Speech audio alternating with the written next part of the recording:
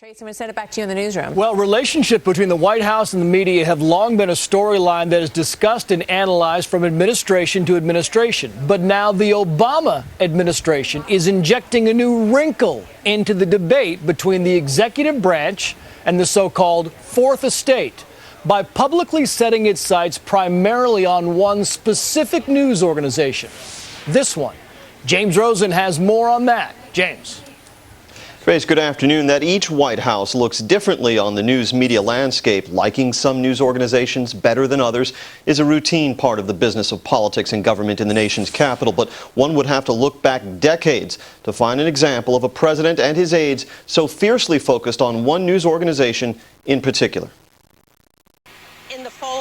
In singling out Fox News, the top media strategist at the White House accused the channel of waging a, quote, war on President Obama.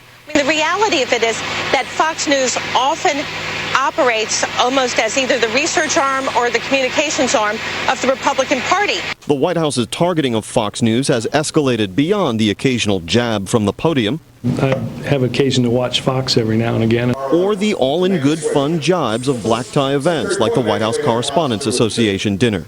Most of you covered me. All of you voted for me.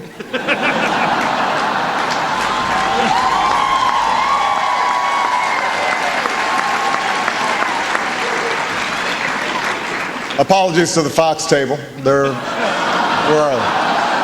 Now a White House blog site paid for with taxpayer money describes how, quote, Fox lies. Behind the scenes, the White House since last August has barred Fox News Sunday from getting any administration officials as guests. And when President Obama himself appeared on an unprecedented 5 Sunday talk shows on one morning last month, he too declined to appear on Fox News Sunday. On that day, anchor Chris Wallace instead interviewed 3 CEOs about job creation in the sluggish economy. Shortly thereafter, an informal meeting over coffee was held in New York between the Fox News chairman and CEO Roger Ailes and top Obama political advisor David Axelrod. And if that was an attempt at détente, Anita Dunn's quotes are going to, shall we say, blow up any peace talks. Will President Obama appear on Fox News again, let's say, this year? Obviously, he'll go on Fox because he engages with ideological opponents, and he has done that before. He will do it again. I can't give you a date because, frankly, I can't give you dates for anybody else right now. What Dunn chose not to mention is that several days earlier, one of her own aides formally notified Fox News that none of the news programs that had requested interviews with the president, including America's Newsroom with Bill Hemmer and Megyn Kelly, Special Report with Bret Baier, or Fox News Sunday with Chris Wallace, would receive one anytime this year. This order to freeze out a leading news organization is similar to those that President Nixon infamously directed at the New York Times. And in this case, too, the chief executive appears keenly attuned. I've got one television station that is entirely devoted to attacking my administration. I mean, you know, that's a pretty... I assume you're talking about Fox. Well, that's a pretty big megaphone. In a typical 24-hour stretch, Fox News broadcasts a full day's worth of straight news coverage, followed in the evening by a series of opinion shows, some of which are occasionally harsh in their criticism of Mr. Obama. Stand up! And which other times take the opposite point of view. It is also a fact that Fox News at all times of the day is the highest rated cable news channel, regularly outpacing its competitors in both total viewership and the coveted 18 to 49 demographic category by margins of greater than 2 to 1. Moreover, recent surveys by the Pew Charitable Trust and other polling groups have found Fox News' audience to have the greatest balance of conservatives, liberals, and independents of all 3 major cable news channels. But it wasn't on the basis of numbers alone that analysts and veterans of past White Houses warned this one against overt displays of favoritism or outright confrontation with the news media.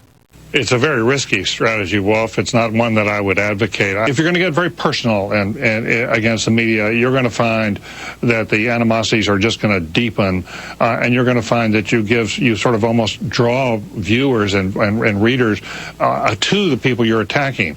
You build them up in some ways. You give them stature. Going after a news organization, in my experience, is always a loser. They have a big audience, and Fox has an audience, not just conservatives. They've got liberals and moderates who watch too. They've got Obama Obama supporters who are watching. So it's a temptation for politicians, but it needs to be resisted. Obama's only been a boon to their ratings, and I don't understand how this kind of escalation of rhetoric and kind of taking them on one-on-one would do anything other than escalate their ratings even more.